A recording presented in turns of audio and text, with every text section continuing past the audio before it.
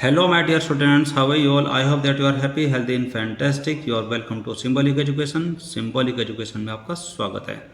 Dear students, आज की जो एक क्लास है आपके लिए बहुत ही ज़्यादा स्पेशल क्लास है, बहुत ही ज़्यादा विशेष क्लास है, इंपॉर्टेंट क्लास है, जिसमें हम बात करेंगे आपकी एक नई बुक के बारे में जो कि क्लास 9 के लिए एनसीईआरटी ने अभी लॉन्च की, जिसका नाम है कावेरी. तो जो ये बुक है इसमें आपके लिए कितने चैप्टर्स हैं, कितनी पोएम्स है, उस सब को जानने से पहले हम ये जानेंगे कि यह बुक दिखने में कैसी है.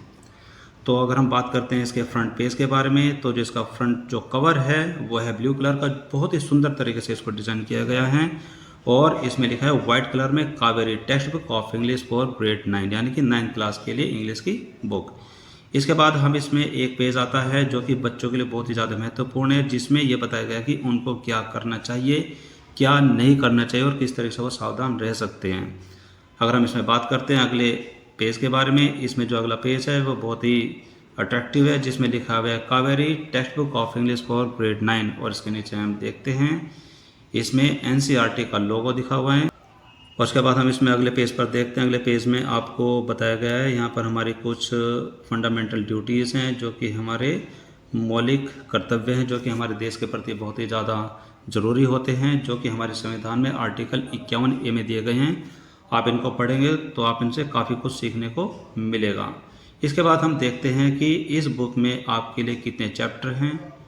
तो इस बुक में आपके लिए हैं चैप्टर 8, यानी कि 8 चैप्टर आपके सामने हैं. और आज की इस क्लास में हम इसका चैप्टर नंबर 1 स्टडी करेंगे, जिसमें हम बात करेंगे कि how I taught my grandmother to read, यानी कि मैंने अपनी दादी को कैसे पढ़ना सिखाया. इसके बाद इसमें दिया गया भारत आवर लैंड, यानी कि यह एक कविता है जिसमें भारत यानी कि हमारी जो भूमि है उसके विषय में एक कविता लिखी हुई है. बहुत ही सुंदर कविता है. तो आज की जो एक क्लास है ये हमारे पहले चैप्टर को लेकर के, जिसका नाम है how I taught my grandmother to read, कि मैंने अपनी दादी को कैसे पढ़ना सिखाया. तो जो ये चैप्टर है ये कैसा है, अब इसको हम देखते हैं. यह चैप्टर दिखने में कुछ इस तरीके से, इसका जो फ्रंट लुक है ये बहुत ही सुंदर है, जिसमें ये बताया गया है कि जो ये दादी है और जो इसकी ये पोती हैं, ये अपनी दादी को, यानी कि पुराने समय की बातें हैं, जिसमें एक ऐसे समय के बारे में बातें हैं जिसमें बड़ी इस तरीके की सुविधाएं नहीं थी, जिससे कि जैसे कि हम आजकल न्यूज़पेपर को डे टू डे हम पा लेते हैं, कोई भी मैगज़ीन बड़ी आसानी से खरीद लेते हैं. तो उस समय के बारे में है कि जब ऐसी कोई सुविधा नहीं थी तो उनको मैगज़ीन और न्यूज़पेपर के बारे में बहुत ही लंबा इंतज़ार करना पड़ता था और वहाँ पर कोई ऐसी जल्दी जल्दी होने वाली कोई सुविधाएँ भी नहीं थी. तो उस समय की बात इसके जो चैप्टर हैं इसमें आपको देखने को मिलेंगी, जिसमें जो ये पोती है ये अपनी दादी को कुछ मैगज़ीन, कुछ न्यूज़पेपर और कुछ कहानी पढ़कर सुनाती है, जिनको सुन करके जो उसकी दादी है वो एजुकेशन में रुचि लेती है, यानी कि शिक्षा में रुचि लेती है. लेकिन एक समय ऐसा आता है कि जब उस दादी को अपने जीवन में एक पछतावा आता है और वो कहती है कि काश वह भी स्कूल जाती. तो जो ये कहानी है किस तरीके से कुछ मोड़ लेती है जिस वजह से दादी ऐसा कहती है, तो आइए इन सबको जानने के लिए अभी चैप्टर को हम शुरू करते हैं. तो डियर स्टूडेंट्स, आइए अब हम इस चैप्टर की शुरुआत करते हैं, जिसका नाम है how I taught my grandmother to read, यानी कि मैंने अपनी दादी को कैसे पढ़ना सिखाया. तो डियर स्टूडेंट्स, इस चैप्टर की शुरुआत से पहले आपके सामने यहाँ पर कुछ क्वेश्चन है, जिसमें पहला क्वेश्चन ये है कि complete the given word web, यानी कि यहाँ पर आपको जो ये बॉक्स है इनको पूरा करना है.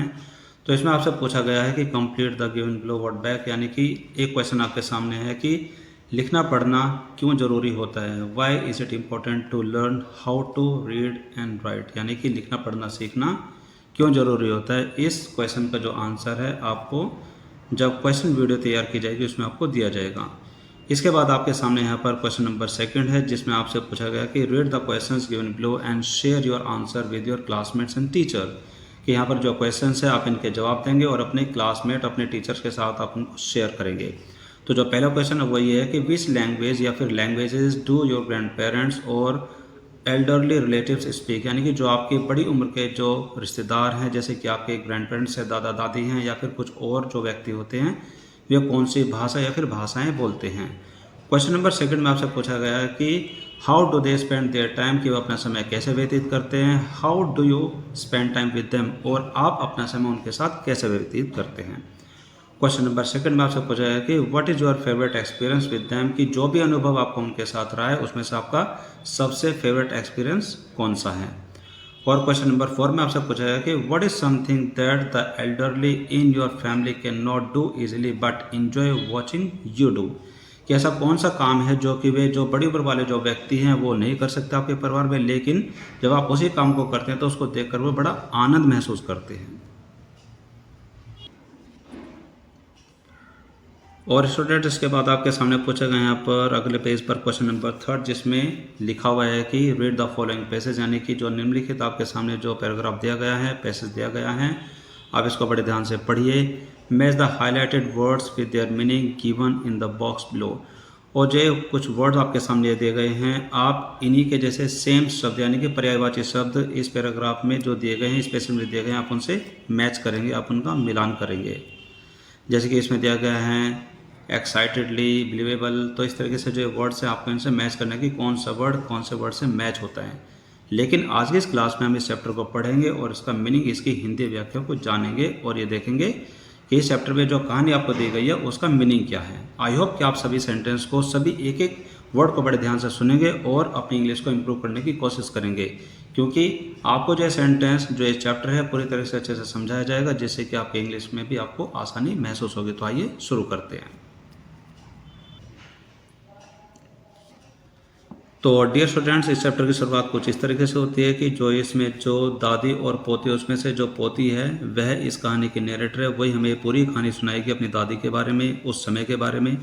तो इसमें शुरू में लिखा हुआ है कि वो कहती है कि व्हेन यानी कि जब, I was a girl of about 12, यानी कि जब मैं लगभग 12 साल की एक लड़की थी। यहाँ पर अबाउट 12 का मतलब होता है लगभग 12 साल की आयु। तो कहते हैं कि जब मैं लगभग 12 साल की थी, यानी कि जब मेरी आयु लगभग 12 साल की थी, आई यूज्ड टू स्टे, मैं रहती थी, इन अ विलेज, में गांव में रहती थी, इन नॉर्थ कर्नाटका, उत्तरी कर्नाटका में, विद माई ग्रैंड पेरेंट्स, अपने दादा दादी के साथ। दोज डेज यानी कि उन दिनों, the transport system was not very good, उन दिनों जो यातायात का जो साधन था वो ज़्यादा अच्छा नहीं था। सो इसलिए यहाँ पर सो का मतलब है इसलिए, we use to get the morning paper only in the afternoon, इसलिए हमें जो सुबह का समाचार पत्र था वह दोपहर के बाद मिलता था, यानी कि इन द आफ्टरनून का मतलब था दोपहर के बाद।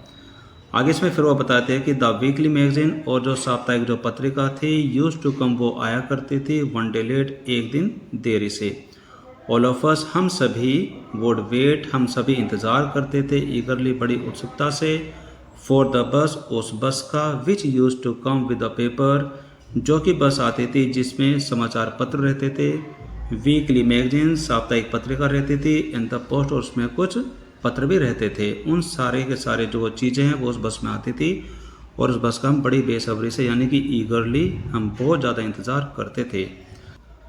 आगे फिर वो बताती है कि एट दैट टाइम, उस समय, यहाँ पर एट दैट टाइम का मतलब होता है उस समय, Triveni was a very popular writer in the Kannada language, के वहाँ पर एक कन्नड़ भाषा की एक बहुत ही सुप्रसिद्ध एक लेखिका थी जिसका नाम था Triveni. She was a very wonderful writer, वह बहुत ही अच्छी लेखिका थी।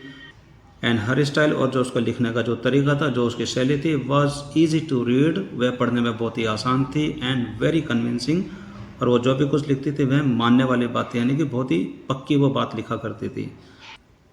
हर स्टोरीज, और जो उसकी कहानियाँ थी, usually dealt with the complex psychological problem in the life of ordinary people, कि जो उसकी कहानियाँ थी उसमें हमेशा उन आम आदमी के जीवन में आने वाली जो मानसिक जो समस्याएं थी, जो कि उनके मन से जुड़ी हुई हैं, उन सारी समस्याओं के बारे में उसकी कहानियाँ होती थी। एंड और वर ऑलवेज वेरी इंटरेस्टिंग, और जो उसकी कहानी तो वो हमेशा बड़ी मज़ेदार और बड़ी रोचक हुआ करती थी। आगे फिर वो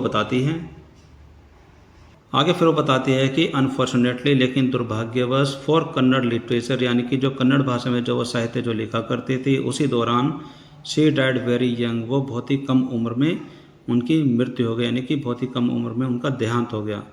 इवन नाउ आफ्टर 40 ईयर्स, लेकिन 40 साल बाद अब भी, people continue to appreciate her novels, कि जो नॉवेल्स उन्होंने, जो उपन्यास उन्होंने लिखे हैं, लोग उनकी अभी भी प्रशंसा करते हैं, अभी भी उनकी तारीफ करते हैं। आगे इसमें बताया गया कि वन ऑफ हर नॉवेल्स, के जितने भी उपन्यास उन्होंने लिखे थे उनमें से एक उपन्यास कोल्ड, काशी यात्रा, जो कि काशी यात्रा के बारे में लिखा हुआ है, was appearing as a serial, कि वह एक नाटक के रूप में हमारे सामने आया करता था इन द कन्नड़ वीकली करमवीरादेन, यानी कि करमवीरा नाम के रूप में वह उनका जो लिखा हुआ जो नॉवल था जिसका नाम था काशी यात्रा, वह कन्नड़ भाषा में हर सप्ताह करमवीरा के रूप में हमारे सामने आया करता था। इन द स्टोरी, और उस कहानी में, ऑफ एन ओल्ड लेडी, एक वृद्ध महिला है, एंड हर अर्डेंट डिज़ायर, और उसकी बहुत ही बड़ी इच्छा रहती है, to go to Kashi, Kashi जाने की, और वाराणसी या फिर वाराणसी जाने की उसकी बहुत बड़ी इच्छा रहती है। मोस्ट हिंदूज बिलीव, यानी कि ज़्यादातर जो हिंदू है वो इस बात पर विश्वास करते हैं, दैट गोइंग टू काशी, की काशी जाना, एंड वर्शिपिंग लॉर्ड विश्वेश्वर, और वहाँ पर विश्वेश्वर जो भगवान होते हैं उनकी पूजा अर्चना करना, इज़ द अल्टीमेट पुण्य, जो कि बहुत ही बड़ा पुण्य होता है। This old lady also believed in this, जो वृद्ध महिला होती है यह भी इन बातों पर बहुत ज़्यादा विश्वास करती है। And her struggle to go there, और वहाँ पर उसके जाने का जो संघर्ष होता है, was described in that novel, उस कहानी में उस संघर्ष को वर्णित किया गया था, यानी कि बताया गया था। इन द स्टोरी, और उस कहानी में, there was also young orphan girl, कि वहाँ पर एक लड़की थी जो कि अनाथ थी, हु फॉल्स इन लव, जिसे प्यार हो जाता है, बट लेकिन there was no money for the wedding, लेकिन उसकी शादी के लिए यानी कि उसके विवाह के लिए कोई पैसे नहीं रहते। इन द एंड, और अंत में, द ओल्ड लेडी, जो वो बूढ़ी यानी कि जो वृद्ध महिला होती है, गिव्स अवे हर ऑल सेविंग्स, उसकी सारी बचाए हुए सारे जितने भी पैसे थे जो कि उसने अपने पूरे जीवन में जो बचत की थी काशी यात्रा या फिर वाराणसी यात्रा जाने के लिए, वो सारे पैसे दान कर देती है। Without going to Kashi, Kashi जाए बिना ही, शी सेज, और वो कहती है, the happiness of this orphan girl is more important than worshipping Lord Vishweshwar at Kashi, और वो कहती है कि जो इस लड़की की जो खुशी है, जो ये अनाथ बच्चे इस लड़की की जो खुशी है, इज़ मोर इम्पोर्टेंट, वो कहीं ज़्यादा महत्वपूर्ण है, than worshipping Lord Vishweshwar at Kashi, कि काशी जाकर के भगवान विश्वेश्वर की पूजा करने से कहीं ज़्यादा इम्पोर्टेंट, कहीं ज़्यादा महत्वपूर्ण इस लड़की की खुशी है जो कि अनाथ है। आगे इसमें बताया गया है कि माई ग्रैंड मदर, की जो मेरी दादी थी, कृष्टिका, जिसका नाम कृष्टिका था, नेवर वेंट टू स्कूल, वो कभी भी स्कूल नहीं गई थी, सो इसलिए शी कुड नॉट रीड, इसलिए वो पढ़ नहीं पाती थी, यानी कि उसको पढ़ना नहीं आता था। एवरी वेंसडे, हर बुधवार वाले दिन, द मैगजीन वुड कम, हर बुधवार वाले दिन जो पत्रिका थी वो आया करती थी, एंड आई वुड रीड, और मैं उस पत्रिका को पढ़ा करती थी, the next episode of this story to her, कि मैं अपनी दादी के लिए उस कहानी का जो अगला एपिसोड था यानी कि जो अगला जो भाग था मैं अपनी दादी के लिए पढ़ा करती थी।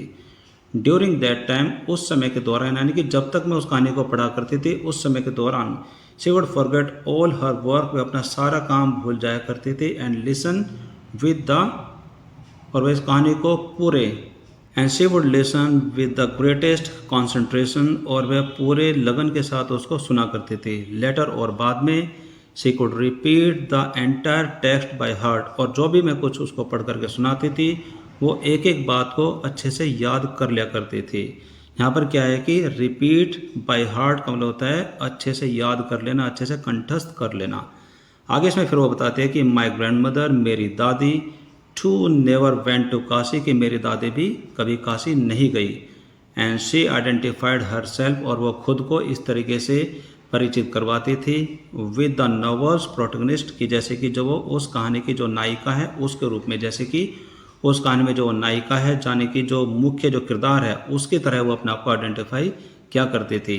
सो इसलिए more than any one else she was the one most interested in knowing what happened next in the story, इसीलिए शी वॉज द वन, वही एक ऐसी महिला थी मोस्ट इंटरेस्टेड, जो कि सबसे ज़्यादा रुचि लिया करते थे इन नोइंग, यह जानने में, व्हाट हैपन नेक्स्ट, कि आगे क्या हुआ इन द स्टोरी, उस कहानी में, एंड यूज टू इंसिस्ट, और वह इस बात पर दबाव देती थी, इस बात पर वो जोर देती थी, that I read the serial out to her, कि आने वाले जो एपिसोड है, आने वाले जो धारावाहिक है कहानी के, मैं उनके लिए पढ़ूँ, वो इस बात पर हमेशा जोर देती थी।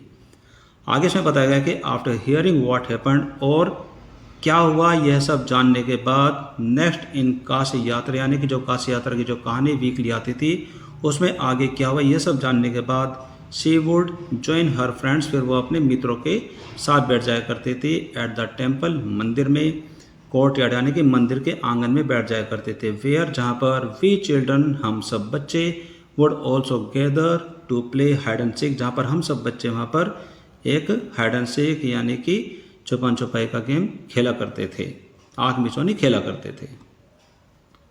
आगे बढ़ने से पहले आप यहाँ पर देखते हैं कि जो वो दादी है उस मंदिर के आंगन में बैठी हुई अपने मित्रों के साथ और बहुत सारी बातें कर रही है। आगे इसमें देखते हैं इस कहानी में क्या होता है। आगे इसमें बताया गया है कि she would discuss the latest episode with her friends, और जो कि कहानी में आगे क्या हुआ, जो उसका बिल्कुल लेटेस्ट एपिसोड था, जो कि नया नया धारावाहिक होता था, वह अपने मित्रों के साथ उसको डिस्कस करती थी, उसको शेयर करती थी एट दैट टाइम। और उस समय आई नेवर अंडरस्टूड, मुझे कभी भी समझ में नहीं आता था, why there was so much of debate about the story, कि वहाँ पर मुझे बिल्कुल भी समझ नहीं आता था कि उस कहानी को लेकर के वहाँ पर इतना बड़ा डिबेट क्यों होता था, यानी कि इतनी बड़ी बहस क्यों होती थी। आगे इसमें बताया गया कि once I went for a wedding, कि एक बार मैं एक शादी में गई, विद माई कज़न, अपने कज़न के साथ, टू द नेबरिंग विलेज, अपने पड़ोसी गांव में। इन दोज डेज, उन दिनों, a wedding was a great event, उन दिनों जो शादी ब्याह होते थे वो बहुत ही बड़े समारोह के रूप में मनाए जाते थे। वी चिल्ड्रन, और हम बच्चे, इंजॉयड आवर सेल्फ, और हम बच्चे खूब आनंद लिया करते थे, थॉरली, पूरे समय में, यानी कि पूर्ण रूप से आनंद लिया करते थे, खूब मजे किया करते थे। आगे इसमें लिखा है कि we would eat and play endlessly savouring, यानी कि हम पूरे फुल इंजॉय के साथ, यानी कि पूर्ण रूप से आनंद के साथ खूब खाते थे और अंतहीन तरीके से बेअंत खूब खेला करते थे। द फ्रीडम, जो हमारी आज़ादी थी, हम उसका पूरा आनंद लिया करते थे, बिकॉज, क्योंकि ऑल द एल्डर्स, जो सभी के सभी जो बड़ी उम्र के जो लोग थे, सभी के सभी जो बुजुर्ग थे, वर बिजी, वो अपने अपने काम में बिजी रहा करते थे। आगे इसमें बताया गया है कि आई went for a couple of days, कि वहाँ पर मैं सिर्फ 2 दिन के लिए गई थी। यहाँ पर कपल ऑफ डेज का मतलब होता है 2 दिन, बट लेकिन एंडेड अप स्टेइंग, लेकिन वहाँ पर जो मेरा ठहरना था वो देयर फॉर अ वीक, वो लगभग 1 सप्ताह के लिए रहा, यानी कि मैं गई 2 दिन के लिए थी लेकिन मैं वहाँ पर 1 सप्ताह के लिए रुकी। आगे इसमें बताया गया है व्हेन आई केम बैक, कि जब मैं वापस आई, टू माई विलेज, यानी कि जब मैं अपने गांव वापस आई, आई सो, मैंने देखा, my grand mother in tears, यानी कि मैंने अपनी दादी को आंसू के साथ देखा, यानी कि उनकी आंखों में आंसू थे, वो रो रही थी। आई वॉज सरप्राइज्ड, यह देख करके मैं बड़ी हैरान हो गई। फॉर, क्योंकि यहाँ पर फॉर का मतलब है क्योंकि, I had never seen her cry, क्योंकि मैंने उनको कभी भी रोते हुए नहीं देखा, even in the most difficult situation, यहाँ तक कि बड़ी से बड़ी खराब स्थिति में भी मैंने उनको कभी भी रोते हुए नहीं देखा।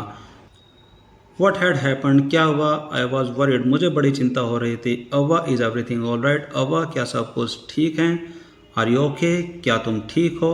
आई यूज टू कॉल हर अव्वा, कि मैं अपनी दादी को अव्वा कह करके पुकारा करता था, विच मीन्स, जिसका अर्थ यह है कि mother in the Karnataka, spoken in north Karnataka, जिसका मतलब होता है मदर, जो कि उत्तरी कर्नाटका में जो भाषा बोली जाती है उसमें उसका मतलब होता है मदर। यानी कि मैंने पूछा, माँ क्या हुआ, क्या सब कुछ ठीक है। इसमें आगे लिखा हुआ है कि मेरी बात सुन करके सी नोडेड, उन्होंने सिर हिलाया, बट डिड नॉट रिप्लाई, लेकिन कोई भी जवाब नहीं दिया। आई डिड नॉट अंडरस्टैंड, मुझे कुछ भी समझ में नहीं आया, एंड फॉरगॉट अबाउट इट, और मैं इस बात को भूल गया। इन द नाइट, लेकिन रात में, आफ्टर डिनर, शाम के खाने के बाद, वी वर स्लीपिंग, हम सो रहे थे, इन द ओपन टेरेस, खुली छत पर, ऑफ आवर हाउस, अपने घर की खुली छत पर हम सो रहे थे। It was a summer night, यह गर्मी के दिनों की रात थी, and there was a full moon, और वहाँ पर आसमान में एक पूरा चांद निकला हुआ था। अव्वा कैम, मेरी दादी आई, and sat next to me, और मेरे ही बगल में बैठ गई। Her affectional hands touched my forehead, और उनके प्यार भरे जो हाथ थे उन्होंने मेरे माथे को छुआ। आई रियलाइज्ड, मुझे महसूस हुआ, शी वॉन्टेड टू स्पीक, कि वो कुछ बोलना चाहती है। आई आस्क्ड, मैंने पूछा, हर व्हाट्स द मैटर, कि क्या बात है दादी। आप इस पिक्चर में देख सकते हैं कि जो नैरेटर है, यानी कि जो ये पोती है, वो यहाँ पर सोई हुई है और उसकी जो दादी है वो बड़े प्यार भरे हाथ से उसके माथे को छू रही है। तो आगे इसमें क्या होता है, आगे देखते हैं। तो आगे इसमें फिर नैरेटर में बताती है, यानी कि जो वो लड़की जो पोती है वो बताती है कि when I was a young girl, यानी कि जब जो ये दादी वो बता रही है कि जब मैं छोटी बच्ची थी, आई लॉस्ट माई मदर, मेरी माँ मुझसे दूर हो गई, यानी कि मेरी माँ की मृत्यु हो गई। There was nobody to look after and guide me, कि उसके बाद वहाँ पर ऐसा कोई भी नहीं था जो कि मेरी अच्छे से देखभाल कर सके और मुझे आगे का रास्ता दिखा सके, यानी कि मुझे गाइड कर सके, मुझे निर्देश दे सके। आगे इसमें लिखा कि my father was a busy man, और जो मेरे पिता थे वो एक व्यस्त आदमी थे, वो हमेशा बिजी रहते थे। एंड गॉट मैरिड अगेन, और उन्होंने दोबारा शादी कर ली। इन दोज डेज, उन दिनों, people never considered education essential, कि उन दिनों जो लोग थे वो शिक्षा को कभी भी महत्व नहीं देते थे। फॉर गर्ल्स, जो कि स्पेशली लड़कियों के लिए वो महत्वपूर्ण नहीं मानते थे। सो इसलिए I never went to school, इसलिए मैं कभी भी स्कूल नहीं गई। I got married very young, और छोटी उम्र में मेरी शादी हो गई। यहाँ पर गॉट मैरिड का मतलब होता है शादी हो जाना। आई गॉट मैरिड वेरी यंग, की छोटी उम्र में मेरी शादी हो गई। एंड हैड चिल्ड्रन, और फिर बच्चे हो गए। आई बिकेम वेरी बिजी, उसके बाद फिर मैं बहुत बिजी रहने लगी। लेटर, और बाद में। एंड लेटर, और बाद में। आई हैड ग्रैंड चिल्ड्रन, उसके बाद मेरे नाती पोते हो गए। And always felt so much happiness in cooking, उसके बाद मैं हमेशा खाना बनाने में खुश रहती थी, यानी कि खाना बनाने में मुझे बड़ी खुशी महसूस होती थी। एंड और फीडिंग ऑल ऑफ यू, और तुम सभी को खाना खिलाने में मुझे बड़ी खुशी होती थी। एट टाइम्स, लेकिन कभी कभी। आई यूज टू रिग्रेट, लेकिन कभी कभी मुझे पछतावा होता था, कभी कभी मैं पछताती थी।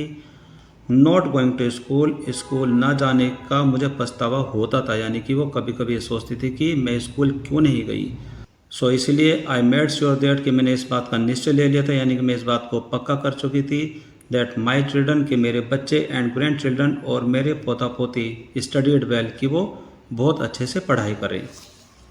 आगे इसमें क्या होता है, इसमें बताया गया है कि I could not understand why my 62-year-old grand mother was telling me 12-year-old the story of her life in the middle of the night, कि यहाँ पर जो नैरेटर यानी कि जो पोती है वो ये कहना चाहती है कि उस समय मुझे बिल्कुल भी समझ नहीं आ रहा था, यानी कि बिल्कुल भी नहीं समझ पाई कि क्यों मेरी जो दादी है, जो कि 62 वर्ष की दादी हैं, वो मुझे अपने बचपन की कहानी सुना रही है, जो कि मैं खुद ही 12 साल की लड़की हूँ, यानी कि अपनी कहानी एक 12 साल की लड़की को सुना रही है। The story of her life, यानी कि अपने जीवन की जो कहानी है वो मुझे क्यों सुना रही है। In the middle of that night, यानी कि रात के बीच में, यानी कि आधी रात को मुझे अपनी कहानी क्यों सुना रही है, मैं बिल्कुल भी नहीं समझ पाई। बट लेकिन आई न्यू, लेकिन मुझे यह पता था, आई लव्ड हर इमेंसली, कि मैं उनसे बहुत ज़्यादा प्यार करती हूँ। And there had to be some reason, और मैं ये भी जानती हूँ कि वहाँ पर कोई ना कोई कारण जरूर रहा होगा जिस वजह से वो मुझे सब बता रही है। Why she was telling to me, कि जिस कारण की वजह से मुझे बता रही है वहाँ पर कोई ना कोई कारण जरूर रहा होगा, ये भी मुझे पता था। आगे फिर वो कहती है कि I looked at her face, फिर मैंने उनके चेहरे को देखा। इट वॉज अनहैप्पी, उनका चेहरा खुश नहीं था, उनका चेहरा उदास था। And her eyes were filled with tears, और उनकी आंखों में आंसू थे, वो बहुत ज़्यादा दुखी थी। She was a good looking lady, वह बहुत ही सुंदर महिला थी। Who was usually always smiling, जो कि हमेशा मुस्कुराया करती थी। इवन टुडे, यहाँ तक कि आज भी। I can not forget the worried expressions on her face, कि मैं आज भी वो जो चिंता भरा जो उनका एक्सप्रेशन था, जो चिंता भरे जो भाव था उनके चेहरे पर, मैं आज भी उन भाव को नहीं भूल पा रही हूँ। I leaned forward and held her hand, मैं आगे बढ़ी और उनका हाथ मैंने अपने हाथों में पकड़ लिया। अवर डोंट क्राई, मदर मत रो, व्हाट्स द मैटर, क्या बात है, can I help in any way, क्या मैं आपकी कोई सहायता कर सकती हूँ। फिर दादी ने कहा yes I need your help, कि हाँ मुझे तुम्हारी सहायता की ज़रूरत है। यू नो, कि तुम तो जानती हो। व्हेन यू वर अवे, कि जब तुम मुझसे दूर थी। कर्मावीरा केम एज यूजुअल, की कर्मावीरा यानी कि जो वो कहानी थी, जो काशी की तीर्थ यात्रा के रूप में जो कर्मवीरा की जो कहानी थी वो उसी रूप में आती रही। और कह रही है कि जब तुम मुझसे दूर थी तो कर्मवीरा की जो कहानी पहले की तरह आती रही। आई ओपन द मैगजीन, मैं उस पत्रिका को खोला करती थी। आई सो द पिक्चर्स, और उसमें जो छपे जो चित्र थे मैं उनको देखा करती थी। That accompanies the story of Kashi यात्रा, जो कि उस काशी यात्रा के साथ जो छपा करते थे मैं उन तस्वीरों को देखा करती थी। And I could not understand, लेकिन मुझे कुछ भी समझ नहीं आता था। एनीथिंग दैट वॉज रिटन, की उस कहानी में और क्या लिखा मुझे बिल्कुल भी समझ नहीं आता था। मेनी टाइम्स, और बहुत बार तो ऐसा हुआ। आई रब्ड माई हैंड, कि मैंने अपने हाथों को मसलना स्टार्ट कर दिया। ओवर द पेज, उन पेजों पर। विशिंग, यह इच्छा जताते हुए। They could understand what was written, कि वे मुझे समझ में आ सके कि वहाँ पर क्या लिखा हुआ था। बट लेकिन आई न्यू, लेकिन मुझे पता था। इट वॉज नॉट पॉसिबल कि यह संभव नहीं है। If only I was educated enough, अगर काश मैं इतनी पढ़ी लिखी होती। आगे फिर दादी कहती है कि I waited eagerly for you to return, के मैं तुम्हारे वापस आने का बेसब्री से इंतज़ार करती थी। आई फेल्ट, मुझे महसूस होता था कि यू वुड कम अर्ली, कि तुम जल्दी आओगी, एंड रीड फॉर मी, और आगे की कहानी जो कि हर सप्ताह में जो आती थी, आगे की कहानी तुम मेरे लिए पढ़ोगी। एंड इवन थॉट, और यहाँ तक कि मैंने ये भी सोचा, यहाँ पर इवन थॉट में होता है कि यहाँ तक कि मैंने ये भी सोचा of going to the village, यहाँ तक कि मैंने गांव जाने के बारे में भी सोचा, एंड आस्किंग यू, और जाकर के तुमसे कहने के बारे में भी सोचा, टू डू फॉर मी, कि तुम ये सब मेरे लिए पढ़ो। आई कुड, आगे फिर इसमें दादी कहती है कि I could have asked somebody in this village, कि मैं इस गांव में किसी से भी इस बात के बारे में पूछ सकती थी, यानी कि मैं इस गांव में किसी से भी पढ़ने के लिए कह सकती थी। बट लेकिन आई वॉज टू एम्बेरेस्ड, लेकिन मैं बहुत ज़्यादा शर्मा रही थी और घबरा रही थी टू डू सो, ऐसा करने के लिए। यहाँ पर टू डू सो का मतलब होता है ऐसा करने के लिए। आगे फिर दादी कहते हैं कि आई फेल्ट वेरी डिपेंडेंट, कि मैं खुद को बहुत ज़्यादा असहाय और आश्रित महसूस कर रही थी, एंड और हेल्पलेस, और बहुत ही ज़्यादा असहाय और मजबूर महसूस कर रही थी। वी आर वेल ऑफ, कि हम बहुत अच्छे ठीक ठाक लोग हैं। बट लेकिन what use it money when I can not be independent, लेकिन इन सब का क्या फ़ायदा जब I can not be independent, कि जब मैं स्वतंत्र ही नहीं रहती हूँ, तो इन सारे पैसों का और इन सारे धन संपत्ति का क्या फ़ायदा। आप इस सेंटेंस को बड़े ध्यान से फिर से पढ़ेंगे कि वी आर वेल ऑफ, यानी कि हम एक अच्छे परिवार से संबंधित है, यानी कि हम एक संपन्न परिवार है। यहाँ पर वेल ऑफ का मतलब है कि संपन्न, यानी कि सुख सुविधाएं सारी चीज़ें वहाँ पर हैं। But what use of it money, यानी कि इस पैसे का क्या यूज़ है, यानी कि इस पैसे का क्या फ़ायदा। व्हेन, जब I can not be independent, कि जब मैं स्वतंत्र यानी कि आज़ाद ही नहीं रह सकती, तो इन सारे पैसों का और धन संपदा का क्या फ़ायदा। आगे इसमें लिखा है कि I did not know what to answer. यहाँ पर फिर आगे नरेटर यानी कि जो वो पोती वो कहती है कि मुझे समझ नहीं आ रहा था कि मैं जवाब में क्या बोलूँ, यानी कि क्या जवाब दूँ। अब वह कंटिन्यूड, अब वह यानी कि जो वो दादी है अपनी बात को लगातार कहती चली गई। आगे इसमें लिखा है कि I have decided I want to learn the Kannada alphabet from tomorrow onwards. फिर आगे दादी ने कहा कि मैंने ये निर्णय लिया है कि I want to learn the Kannada alphabet, कि मैं चाहती हूँ कि मुझे कन्नड़ की अल्फ़ाबेट यानी कन्नड़ वर्णमाला मुझे आए, यानी कि मैं उसको सीखना चाहती हूँ। फ्रॉम टुमारो ऑनवर्ड्स, कल से ही। I will work very hard, मैं बहुत ज़्यादा मेहनत करूँगी। I will keep Saraswati Puja day during Dussehra as the deadline.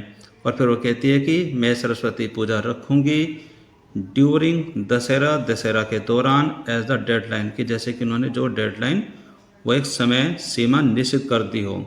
That day, उस दिन, I should be able to read a novel on my own.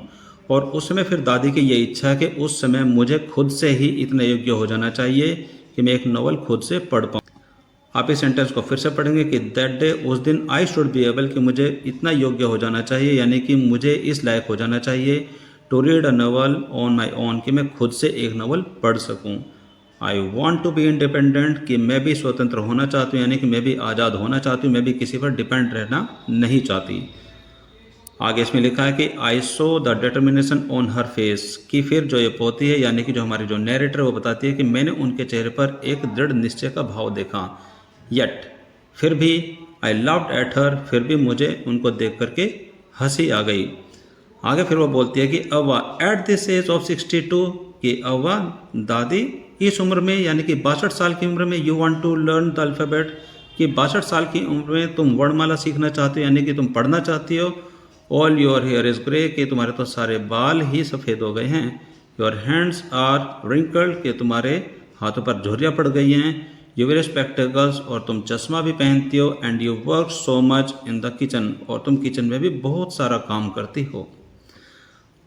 आगे इसमें लिखा है कि childishly I made fun of old lady, कि मैंने बिल्कुल बच्चे की तरह अपनी दादी का थोड़ा सा मजाक उड़ाया। बट सी जस्ट स्माइल, लेकिन वह सिर्फ इस बात को सुनकर के सिर्फ मुस्कुराई। आगे इसमें लिखा है कि फॉर ए गुड काउज, एक अच्छे कारण के लिए, इफ़ यू आर डिटरमिन्ड, अगर आप पूर्ण रूप से निश्चित होते हैं, यानी कि एक अच्छी वजह के लिए अगर आप पूर्ण रूप से निश्चित होते हैं, you can overcome any obstacle, आप किसी भी बाधाओं को पार कर सकते हैं। यहाँ पे ओवरकम का मतलब होता है पार कर जाना, यानी कि काबू पाना, एंड ऑब्स्टेकल होता है बाधा, यानी कि आप हर मुश्किल से लड़ सकते हैं, हर रुकावटों से पार पा सकते हैं। आई will work harder than any one but I will do it. फिर दादी ने कहा कि मैं औरों से भी ज़्यादा मेहनत करूँगी, लेकिन मैं ये ज़रूर करूँगी। For learning there is no age bar, कि किसी चीज़ को सीखने के लिए उम्र की कोई सीमा नहीं होती, यानी कि कोई भी उम्र निश्चित नहीं होती। ये सब दादी ने मुझे कहा। आगे इसमें लिखा हुआ है कि नेक्स्ट डे ऑनवर्ड्स, और अगले ही दिन से आई स्टार्टेड माई ट्यूशन, कि फिर मैंने अपनी ट्यूशन शुरू कर दी। अव्वा वॉज अ वंडरफुल स्टूडेंट, और जो मेरी दादी थी वो बहुत ही अच्छी विद्यार्थी रही। द अमाउंट ऑफ हार्डवर्क, और जो उनकी मेहनत है, शी डिड वॉज अमेजिंग, उन्होंने बहुत ही जमकर मेहनत की, बहुत ज़्यादा मेहनत की। शी वुड रीड, वो पढ़ती थी। रिपीटेड, वो उन चीज़ों को याद करती थी, बार बार दोहराती थी। राइट, वो उनको लिखती थी। एंड रिसाइट, और फिर वो उनको सुनाते भी थी। I was her only teacher, सिर्फ मैं ही उनकी टीचर थी, मैं उनकी शिक्षिका थी। And she was my first student, और मेरी दादी मेरी प्रथम विद्यार्थी थी। लिटिल डिड आई नो, और थोड़ा बहुत जो भी मैं जानती थी, then that one day I would become a teacher, फिर मैं एक टीचर बन गई, यानी कि थोड़ा बहुत जो भी मुझे ज्ञान था, एक टीचर बन गई थी। इन कंप्यूटर साइंस में, and teach hundreds of the student, और फिर मैं लगभग 100 के करीब बच्चों को पढ़ा भी देती थी। आगे इसमें लिखा है कि द दशहरा फेस्टिवल केम, और दशहरा का जो त्यौहार है वो आ गया एज यूजुअल, हमेशा की तरह। सीक्रेटली, और चुपचाप। आई बोट काशी यात्रा, कि मैंने काशी यात्रा की जो बुक है वो खरीदी। Which had been published as a novel, जो कि एक नॉवल के रूप में पब्लिश हो गई थी, यानी कि छप चुकी थी। बाय दैट टाइम, उस समय तक। My grand mother called me, मेरी दादी ने मुझे बुलाया। टू द पूजा प्लेस, उस पूजा के स्थान पर। And made me sit down on a stool, और मुझे वहाँ पर एक छोटे से स्टूल पर बैठा दिया। She gave me a gift of frock material, कि उन्होंने मुझे एक फ्रॉक तोहफे में भी दी। देन, और फिर शी डिड समथिंग अनयूजुअल, और फिर उन्होंने कुछ ऐसा किया जो कि यूजुअल नहीं था, यानी कि जो कि आमतौर पर वो नहीं करती, तो उन्होंने कुछ ऐसा किया। उन्होंने क्या किया? सी बेंट डाउन, वो नीचे झुकी। एंड टच्ड माई फीट, और मेरे पैरों को छुआ। आई वॉज सरप्राइज्ड, मैं बड़ी हैरान हो गई। And taken a back, elders never touch the feet of youngers, और मैं तुरंत ही पीछे हो गई, क्योंकि आगे इसमें लिखा है क्योंकि एल्डर्स जो कि जो बड़े होते हैं, never touch the feet of youngers, कि जो बड़े होते हैं वो कभी भी अपने से छोटे के पैर कभी नहीं छूते। We have always touch the feet of God, कि हमने हमेशा अपने प्रभु के पैरों को छुआ है। एल्डर्स अपने बड़ों के पैरों को छुआ है। एंड टीचर्स, और अपने अध्यापकों के पैरों को छुआ है। वी कंसिडर, हम ये मानते हैं, that as a mark of respect, कि जब हम पैरों को छूते हैं तो ये एक प्रकार का सम्मान देने का एक रिवाज होता है, एक तरीका होता है। It is a great tradition, यह बहुत ही महान परंपरा है। बट टुडे, लेकिन आज, द रिवर्स हैड हैपेंड, लेकिन इसका आज उल्टा हो रहा है। इट वॉज नॉट करेक्ट, यह अच्छा नहीं था। यानी कि ये बताना चाहती है कि इनकी दादी ने इनको पूजा के स्थान पर बुलाया और अपने पास स्टूल पर बैठाया, और उसके बाद उन्होंने इनको एक फ़्रॉक तोहफे में दी। और फिर वो कहते हैं कि उन्होंने कुछ ऐसा किया जो कि आशा नहीं की जा सकती थी, यानी कि आमतौर पर ऐसा नहीं, तो उन्होंने कुछ ऐसा किया। वे नीचे झुकी और मेरे पैरों को टच किया, और मैं बड़ी शॉक हो गई, यानी कि मुझे बड़ी हैरानी हुई, और मैं झट से पीछे हो गई। क्योंकि हम ये मान करके चलते हैं कि जो बड़े हैं वो अपने छोटे से, जो छोटे होते हैं उनके पैरों को नहीं छूते। हमने हमेशा भगवान के, अपने से बड़ों से और अपने अध्यापकों के पैरों को छुआ है। ये बहुत ही महान परंपरा है, और जो पैरों को छूना है ये एक प्रकार का सम्मान देने का एक तरीका होता है। ये बहुत ही महान परंपरा है। लेकिन आज, यानी कि जो वो जिस दिन के बारे में बात हो रही है, उस दिन उसका उल्टा हुआ, लेकिन ये बात सही नहीं थी। आगे इसमें लिखा है कि शी सेड, फिर मेरी दादी ने कहा, I am touching the feet of a teacher, कि मैं एक शिक्षिका के पैरों को छू रही हूँ, यानी कि मैं एक टीचर के पैरों को छू रही हूँ। नॉट माई ग्रैंड डॉटर, ना कि मैं अपनी पोती के पैरों को छू रही हूँ। A teacher who taught me, वह टीचर जिसने मुझे पढ़ाया, सो वेल, बहुत अच्छे तरीके से।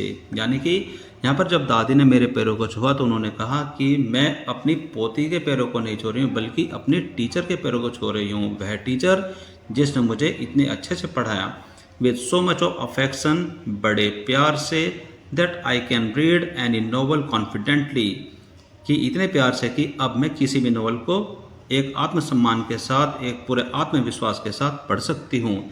इन सच ए शॉर्ट पीरियड, बड़ी जल्दी, यानी कि ज़्यादा समय मुझे नहीं लगता। यहाँ पर इन सच ए शॉर्ट पीरियड का मतलब होता है समय का बहुत ही छोटा पार्ट, यानी कि कम समय है। अब वो दादी कहती है कि वो टीचर जिसने मुझे इतने अच्छे से पढ़ाया और अब मैं किसी भी नॉवल को पूरे आत्मविश्वास के साथ पढ़ सकती हूँ, वो भी कम समय में।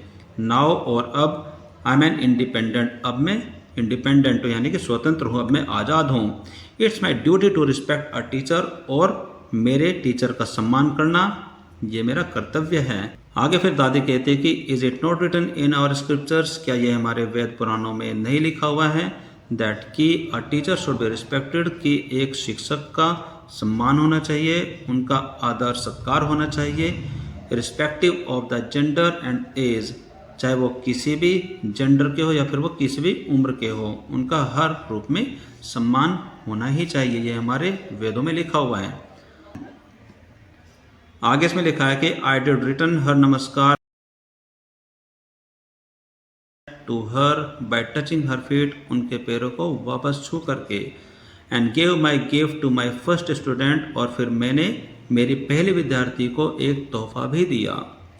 शी ओपन इट, उन्होंने इसको खोला, and read immediately Kashi by Triveni, और उसने ये तुरंत ही पढ़ना शुरू कर दिया द काशी यात्रा बाय त्रिवेणी, कि वो छोटी सी बुक जो कि काशी यात्रा के नाम से छप चुकी थी, जो कि त्रिवेणी जो लेखिका थी उनके द्वारा लिखी गई थी। एंड द पब्लिशर्स नेम, और उस पर जो पब्लिशर का जो नाम था वो भी लिखा हुआ था। आई न्यू, मुझे पता था, then that my student had passed with flying colours, मैं जानती थी कि जो मेरी विद्यार्थी है, यानी कि जो मेरी दादी है, वो बहुत ही अच्छे नंबरों के साथ पास हुई है। और यहाँ पर यह चैप्टर पूर्ण रूप से समाप्त होता है। तो यहाँ पर जो है चैप्टर है पूरी तरीके से समाप्त होता है, जो कि सुधा मूर्ति के द्वारा लिखा हुआ है। ये बहुत अच्छे राइटर हैं। तो इस सेकंड पार्ट में हमने देखा कि जब दादी ने अपनी पोती को, जो कि हमारे इस चैप्टर की नैरेटर है, जो कि हमें अपनी कहानी सुना रही है, कि जब दादी ने दुखी मन से उसको अपनी कहानी सुनाई कि छोटी उम्र में उनकी शादी हो जाती है और छोटी उम्र में उनकी माँ उनको छोड़ करके चली जाती है और उनके पिता दूसरी शादी कर लेते हैं, तो उस उम्र में उनका ही देखभाल करने के लिए और उनको गाइड करने के लिए कोई भी नहीं रहता है। और फिर उनकी शादी हो जाती है, बच्चे पोते वगैरह सब हो जाते हैं, परिवार बन जाता है, और फिर वो उनके पालन पोषण में ही बिजी रहते हैं और कभी भी उनको पढ़ने का मौका नहीं मिलता। लेकिन उस समय जब उसने अपनी पोती से कहा कि हाँ, मुझे तुम्हारी सहायता की ज़रूरत है, तुम मुझे पढ़ाओ, कन्नड़ भाषा को सिखाओ, तो यहाँ पर जो हमारी नरेटर है, जो पोती है, उसने अपनी दादी को पढ़ाने सिखाने की पूरी कोशिश की और वो कामयाब भी रही। और उसके बाद जो दादी है वो पूरे आत्मविश्वास के साथ किसी भी नॉवल को बहुत ही कम समय में पढ़ने लगी थी। तो आज की जो ये स्टोरी है बहुत ही अच्छी है, जिसमें एक पोती ने अपनी दादी को पढ़ना सिखाया। तो इसी वजह से इस चैप्टर का नाम है how I taught my grandmother to read, कि मैंने अपनी दादी को किस तरीके से पढ़ना सिखाया। एक बात को, एक एक सेंटेंस को, एक एक वर्ड को अपना अच्छे से समझने की कोशिश की होगी, ताकि आपके इंग्लिश को समझने में आपको हेल्प मिल सके।